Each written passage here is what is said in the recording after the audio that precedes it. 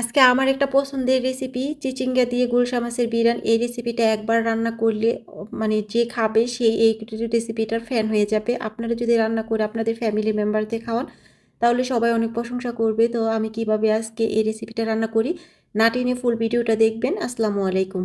তো এখানে আমি তো রেসিপিটা রান্না করার জন্য প্রথমে এখানে মাছ ধুয়ে পরিষ্কার করে নিচ্ছি, চিচিঙ্গাটা পাতলা করে কেটে নিচ্ছি, আর এখানে একটা মিডিয়াম সাইজের পেঁয়াজ করে নিচ্ছি। আর মাছটা ভাজার জন্য হলুদ মরিচ লবণ দিয়ে মাছটা আমি কিছুক্ষণ মেখে রাখছি, এরপর আমি ভেজে নিচ্ছি। মাছটা আমি একটু কড়া করে ভাজছি। আপনারা যদি কড়া ভাজি না খেতে চান তাহলে একটু কম ভাজি করে আপনারা নিতে পারেন।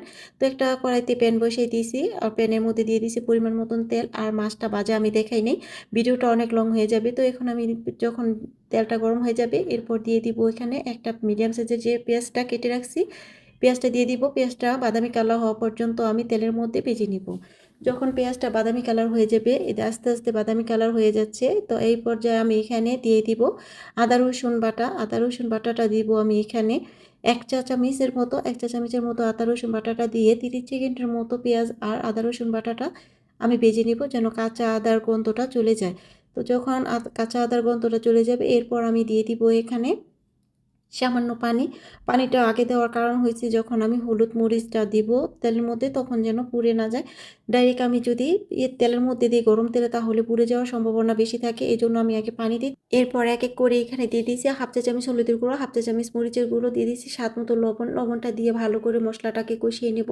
আর এখানে আমি অন্য কোনো মশলাই ব্যবহার করি না, আপনারা চাইলে এখানে ধনিয়া ফাঁকি দিতে পারেন। আমি ধনিয়া ফাঁকি ছিল না এই জন্য আমি ধনিয়া ফাঁকি দিইনি। তো যখন মশলাটা কষানো হয়ে যাবে এরপর আমি দিয়ে দিব যে চিচিঙ্গা ধুয়ে পানি জড়িয়ে রাখছি, এখন আমি চিচিঙ্গা দিয়ে দিব মশলার মধ্যে আর নেড়ে দিব। আর এই পর্যায়ে চুলার আঁচটা একদম মিডিয়ামে আছে, মিডিয়ামে রেখে আমি ভালো করে একটু নেড়ে চেড়ে দিচ্ছি যেন মশলার সাথে চিচিঙ্গাটা ভালো করে মিশে যায়। আর চিচিঙ্গার এই রেসিপিটা যদি আপনারা বললামই তো একবার খান তাহলে এটার ফ্যান হয়ে যাবেন। চিচিঙ্গা এভাবে যদি কেউ রান্না করে খান তাহলে কমেন্ট করে জানাবেন। আর যারা রান্না করে না খান তারা এইভাবে একবার হলো ট্রাই করে দেখবেন যে কতটা মজা হয় চিচিঙ্গার এই তরকারিটা। তো এখন আমার মশলার সাথে চিচিংটা ভালো করে নেড়েচেড়ে কষিয়ে নিচ্ছি, আর কিছুক্ষণ পর ঢাকনা দিয়ে রান্না করব। তো ঢাকনা দিয়ে রান্না করার পর আমি মাঝে মাঝে এভাবেই নেড়েচেড়ে দিব।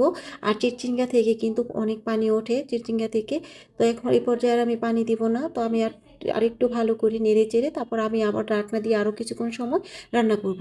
তো কিছুক্ষণ সময় রান্না করার পরে যদি পানিটা আমি পুরো শুকিয়ে দিই তাহলে চিচিঙ্গার কালারটা নষ্ট হয়ে যাবে। তো এই পর্যায়ে থাকতেই আমি আর একটু অল্প পরিমাণ পানি দেবো, কারণ আমি তো মাছ বিরিয়ানি রান্না করবো এই জন্য আমি আর একটু পানি অ্যাড করছি। আর আপনারা যদি শুকনো শুকনো খেতে চান তাহলে আর কোনো পানি অ্যাড করবেন না। চিচিঙ্গা থেকে যে পানিটা উঠবে ওই পানিটা দিয়েই আপনাদের রান্না হয়ে যাবে। আমি একটু ঝোল ঝোল রান্না করবো এই জন্য আমি একটু পানি অ্যাড করছি। তো এখন ঢাকনা দিয়ে রান্না করে নেব আরও 5 থেকে 6 মিনিটের মতো। তো 6 মিনিট রান্না করার পরে এখানে দিয়ে দিব যে মাছটা বেজে রাখছি, এই মাছগুলো এখন আমি দিয়ে দিব। আর মাছটা আমি বলছি যে আমি মাছটা একটু কড়া করে ভাজি করে নিছি, আপনাদের পছন্দ মতন আপনারা মাছটা বেছে নিতে পারেন। এখন আমি আর একটু ঢাকনা দিয়ে কিছুক্ষণ সময় রান্না করব। আর আজকের রেসিপিটা যদি আপনাদের কাছে একটু হলেও ভালো লাগে লাইক কমেন্ট শেয়ার করে দিবেন, আর বেশি বেশি শেয়ার করে দিবেন যেন অন্যরাও দেখতে পারে এত মজার একটা রেসিপি। তরকারিটা হয়ে গেছে, এখন আমি একটু নেড়ে চেড়ে তারপরে চুলাটা আমি অফ করে দিব। তো আজকে ভিডিওটা এই পর্যন্তই। সবাই ভালো থাকবেন, সুস্থ থাকবেন। আবার দেখা হবে নতুন কোনো ভিডিওতে নতুন কোনো রেসিপি নিয়ে। আল্লাহ হাফেজ।